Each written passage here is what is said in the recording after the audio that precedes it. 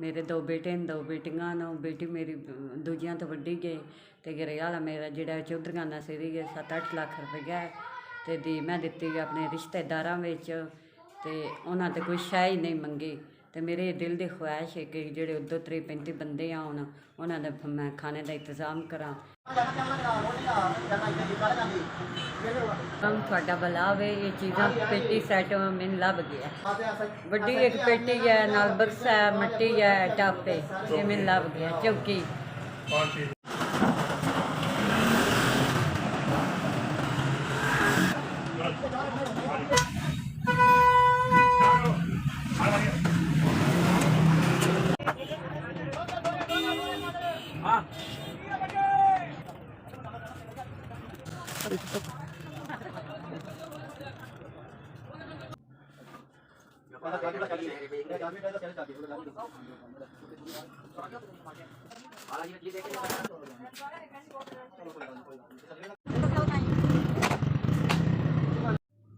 पाँच 10 15 20 अलहमदुलिल्लाह।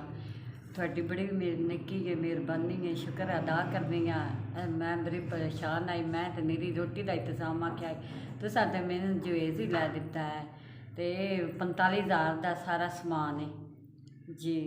भला वे अल्लाह सुना थानू चोखे तो चोखा देवे, शुक्र है अल्लाह सुने की ज़ात दा। थानू इस तो भी ज़्यादा देवे तो खुशियाँ देवे, तो सारी उम्र दुआ दे आंदी थानू जी। 45,000 का समान है, तो 20,000 रुपया मैं नगद दिता न, तो इस वास्ते मैं शुक्र अदा करनी अल्लाह सोना तुम चुक तो चुका देवे, थारे घर बार विच बरकत अदा फरमाए।